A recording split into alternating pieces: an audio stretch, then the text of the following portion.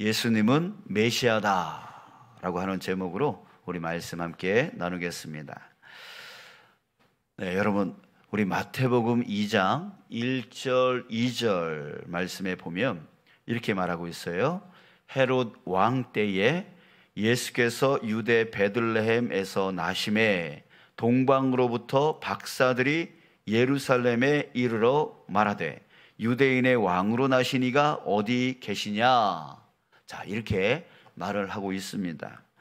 자, 이 구절은 유대인의 왕으로 오실 인류의 구원자 메시아에 대한 당시 사람들의 생각을 우리에게 보여주고 있는데요. 즉 동방으로부터 온 박사들이 메시아를 지금 찾아왔습니다. 자, 그런데 처음에 어디로 찾아갔죠? 예수님은 유대 베들레헴에서 태어났다라고 말하고 있는데 지금 이 동방으로부터 온 박사들은 처음에 어디로 찾아갔냐면 예루살렘으로 찾아갑니다. 헤로드 왕 때에 예수께서 유대 베들레헴에서 나심에 동방으로부터 박사들이 예루살렘에 이르러, 자, 예루살렘에 이르러 예루살렘으로 갔단 말이에요. 자, 왜 그랬을까요? 자, 당연히 유대인의 왕이라면, 이렇게 생각했겠죠. 유대인의 왕이라면 당연히 왕궁에서 태어나지 않았을까? 자, 이게 당연한 생각이었겠죠. 자, 그래서 왕궁이 있는 예루살렘으로 먼저 갔던 것입니다. 자, 그래서 예루살렘에 가서 유대인의 왕으로 나시니가 어디 계시냐? 자, 이렇게 물어봤던 거예요. 자, 여러분, 그렇습니다. 왕이라면 왕답게 태어나야 되겠죠? 인류를 구원하여 하나님의 왕국을 건설할 그 메시아라면 최소한 그 정도는 돼야 되겠죠. 자, 그러나 메시아로 오신 예수님은 예루살렘이 아닌 유대 베들레헴, 그 작은 마을에서 태어났다라고 하는 것입니다. 자, 그것도 우리가 알다시피 한 여관집,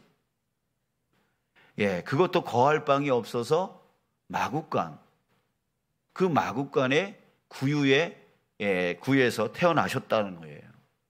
자, 게다가 예수님은 당시 유대인들이 멸시했던 갈릴리 지역에서 자라났고요. 그리고 직업 역시 당시에 비천하게 여겨졌던 목수였습니다. 자, 또 예수님을 따르던 사람들은 어떤 사람들이었어요? 무식한 어부들에다가 또 사람들에게 경멸의 대상이었던 세리, 그리고 과격한 민족주의자, 이런 사람들이었어요. 지금으로 말하면 지금 우리가 성경으로 볼 때는 이런 사람이었구나 그냥 넘어갈 수 있지만 지금으로 말하면 어떤 사람들을 얘기하냐면 깡패 무리들을 얘기하는 거예요. 깡패 무리. 이게 젊은 사람들이 같이 12명이 같이 몰려다니는 거예요. 자, 요즘 밤거리 젊은 사람들이 몰려다니면 되게 무섭습니다. 자, 그런데 이 12명이 함께 몰려다니는 거예요. 그것도 가정 팽개치고, 부모 버리고, 그리고 잘 나가던 그 직업들 다 내려놓고 버리고 그렇게 같이 돌아치는, 쉽게 말하면 백수 건달들이었어요. 그런 모습으로 보였다는 거예요.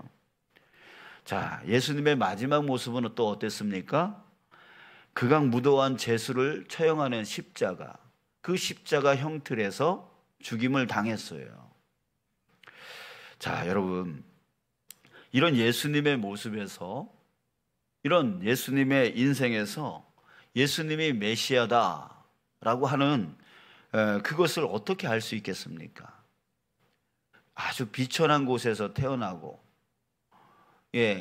유대인들이 싫어하는 그런 지역에서 자라나고, 또 하는 일이라곤 가정 버리고, 형제 버리고, 부모 버리고, 직업 버리고, 그런 식으로 12명이 돌아다니다가 결국에는 십자가에 못 박혀 죽었던 당시에 아주 극악무도한 그런 죄수들만 죽이는 그 방법인 십자가, 그 형태의 죽임을 당하는 그런 모습, 그의 인생 전반을 볼 때 어느 누구도 그가 메시아다라고 할 만한 그런 모습, 그런 모습이 없었다는 얘기예요.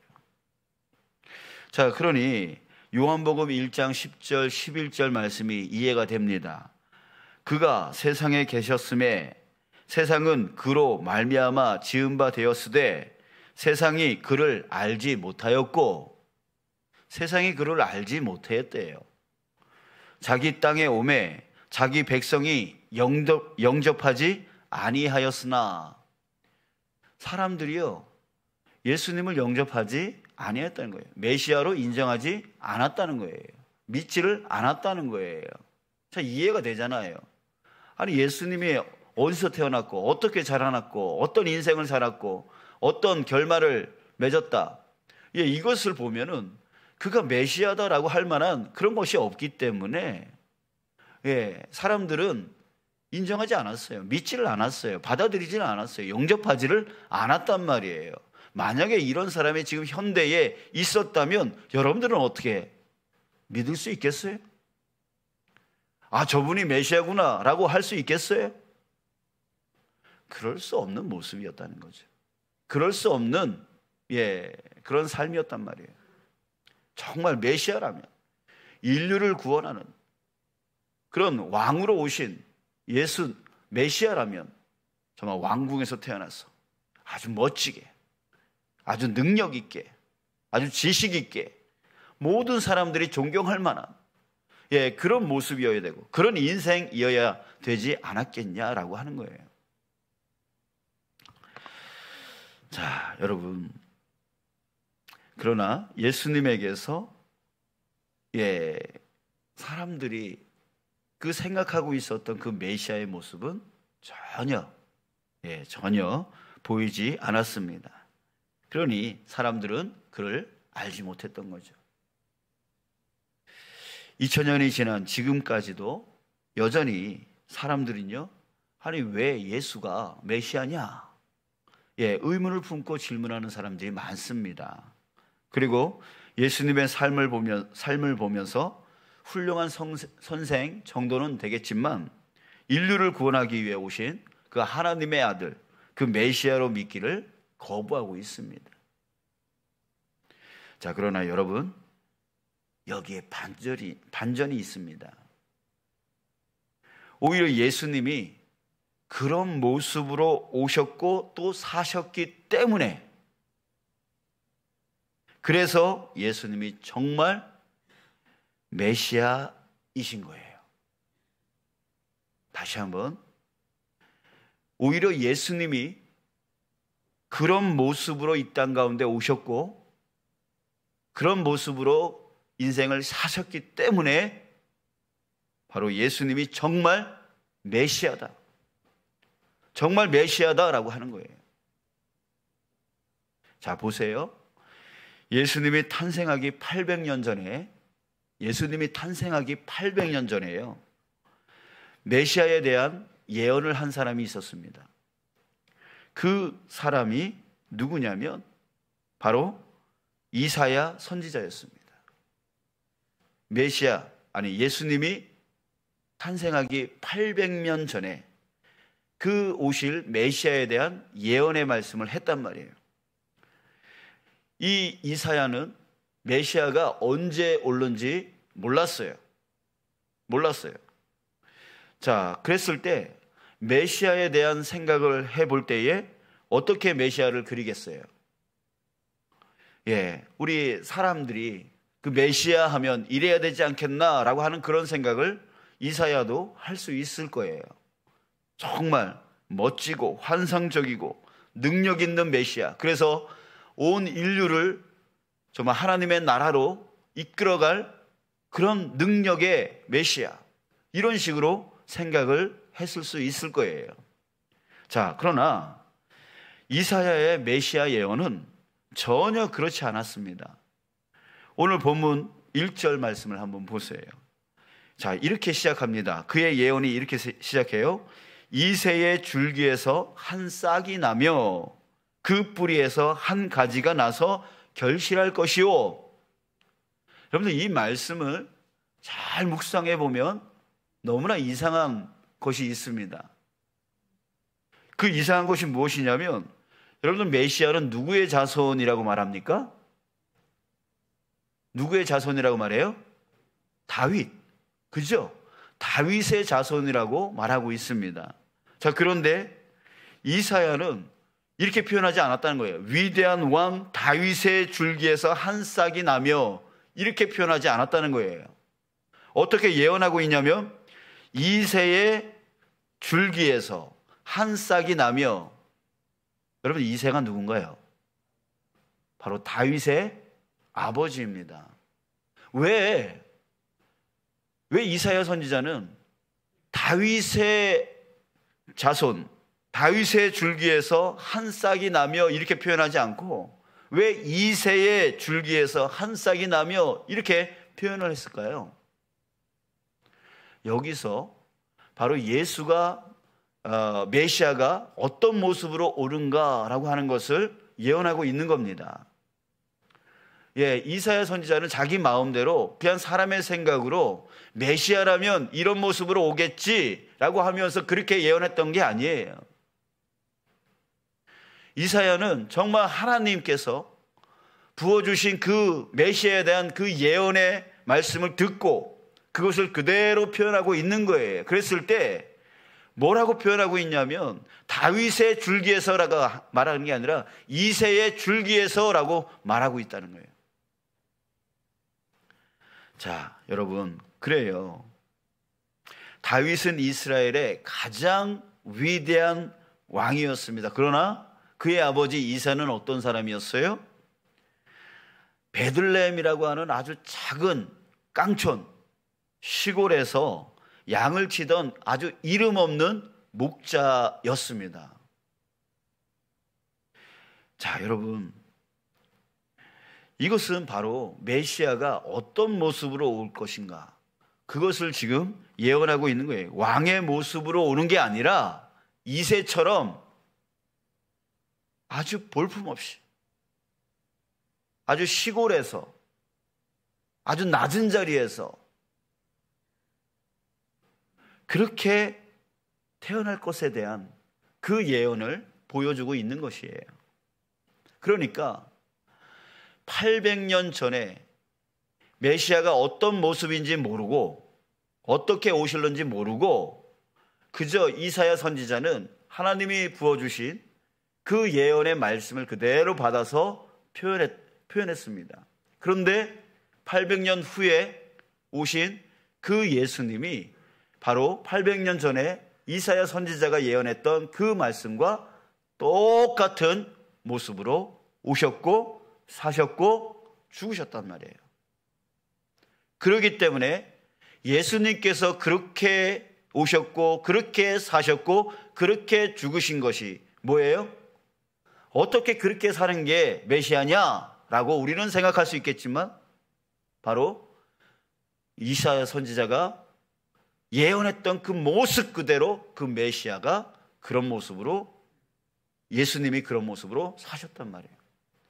그렇기 때문에 바로 예수님이 누구다? 메시아다. 더 확실해진 거예요. 그 예언, 그 모습대로 예수님은 그대로 사셨기 때문에 바로 예수님이 바로 메시아다. 이사야서 53장 2절에서는요 직접적으로 그 메시아의 모습을 표현해주고 있습니다. 그는 주 앞에서 자라나기를 연한 순 같고 마른 땅에서 나온 뿌리 같아서. 자, 여러분, 연한 순은 어떤 모습입니까? 아주 나약한 모습입니다. 그죠? 이런 큰 나무, 딱딱한 나무, 이런 거는 우리가 쳐도 잘 부러지지 않지만, 이 연한 순은 뭐예요? 그냥 부드럽고 약하고 그냥 이렇게 잡아당기면 그냥 똑 부러질 것 같은 그런 순이에요. 그러니까 연약한 모습이라고요. 낮은 모습이라고요. 그리고 마른 땅에서 나온 뿌리 같은 것, 뿌리 같다라고 이렇게 표현하고 있는데, 마른 땅에서 나온 뿌리 어떤 모습이겠어요? 예, 마른 땅에서 나온 뿌리니까 아주 삐쩍 말랐겠죠. 아주 약해 보였겠죠. 그런 모습이라고요. 자, 그래서 이사야는 이어서 이렇게 표현하고 있습니다. 고운 모양도 없고 풍채도 없은즉 우리가 보기에 흠모할 만한 아름다운 것이 없도다. 자, 이게 메시아의 모습이었어요. 800년 전, 예수님이 탄생하기 800년 전에 이사야 선지자가 그 메시아가 어떤 모습으로 오실 것인가에 대해서 정확하게 표현하고 있는 것이죠. 자, 여러분, 세상 사람들은 화려한 것을 좋아합니다. 높은 것을 좋아하고 강한 것을 좋아하고 멋진 것을 좋아합니다. 능력 있는 것을 좋아합니다. 그래서 세상을 구원할 메시아라면 당연히 화려해야 되고, 당연히 높아야 되고, 당연히 강해야 되고, 당연히 멋져야 되고, 당연히 능력이 있어야 된다라고 하는 그런 생각을 가지고 있어요. 그러니 그런 생각이 2800년 전 이사야 시대도 그랬고, 2000년 전 바로 예수님이 탄생했던 그 시대도 그랬고, 또 2000년 후인 지금도 여전히 사람들의 시각, 사람들의 기준은 여전히 그런 기준으로 사람들을 평가하고 판단을 해요. 사람의 외모로 판단을 해요. 그래서 사람들은요, 예수님을 메시아로 보지 못하고 인정하지 못하고 믿지를 못했습니다. 지금도 여전히 인정하지를 못하고 믿지를 못합니다. 사랑하는 성도 여러분, 세상의 시각으로, 이런 세상적인 시각으로 메시아를 보면 메시아가 보이지 않습니다. 성경의 시각으로, 바로 말씀의 시각으로 메시아를 보아야 바로 예수님이 메시아인 것을 우리는 볼 수가 있고 인정할 수 있고 믿을 수가 있게 되어지는 거예요. 정말 예수님이 구원의 주님이시고 하나님의 아들이시고 나를 구원하실 그 메시아이심을 우리가 성경의 시각으로, 말씀의 시각으로 볼 때에 알 수가 있다는 얘기예요. 자, 마지막으로 2절부터 10절까지의 말씀을 우리 함께 보려고 합니다. 다시 한번 우리가 읽으려고 합니다. 우리 2절부터 10절까지는 무슨 내용이냐면 바로 메시아이신 예수님이 오셔서 무엇을 하실는지, 어떻게 하실는지, 그것을, 그 이루실 것에 대한 예언을 하고 있어요.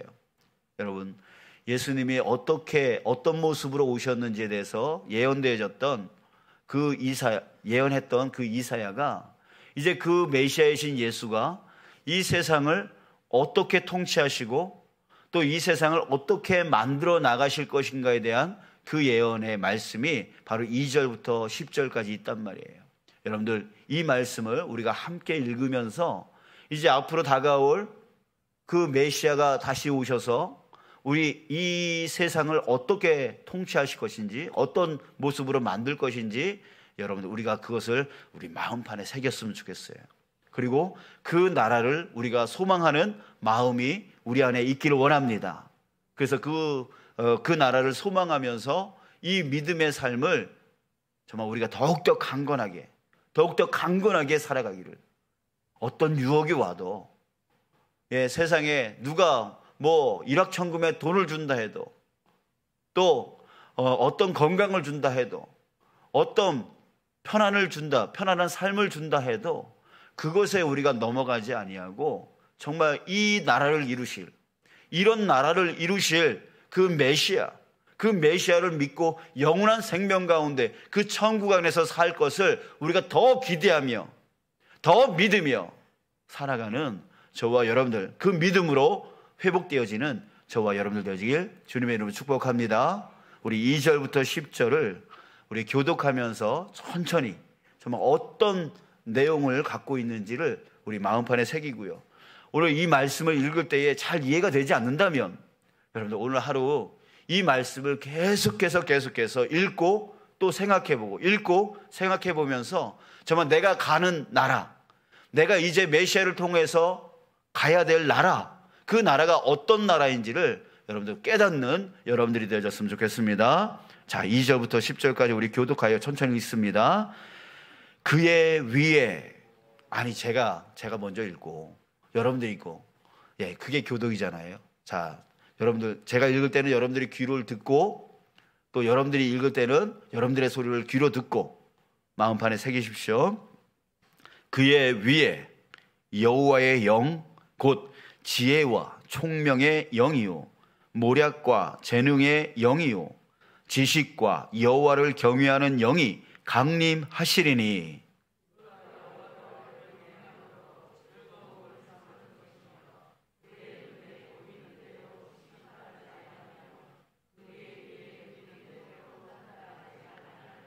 공의로 가난한 자를 심판하며 정직으로 세상의 겸손한 자를 판단할 것이며, 그의 입의 막대기로 세상을 치며 그의 입술의 기운으로 악인을 죽일 것이며,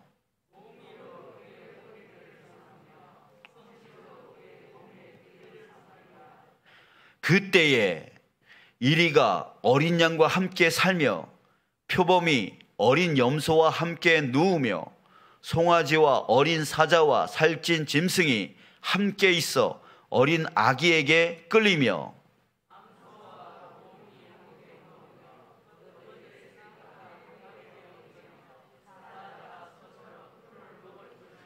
젖먹는 아기가 독사의 구멍에서 장난하며 젖된 어린 아기가 독사의 굴에 손을 넣을 것이라.